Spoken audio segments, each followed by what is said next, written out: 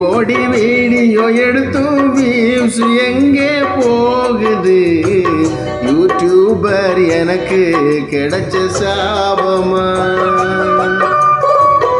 என்னை விட்டு பொண்டாட்டி போயிட்ட கோபமா?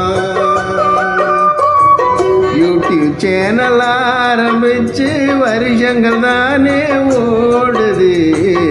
ஓடி ஓடி வீடியோ எடுத்தும் வியூஸ் எங்கே போகுது? யூடியூபர் எனக்கு கிடைச்ச சாபமா? என்னை விட்டு பொண்டாட்டி போயிட்ட கோபமா?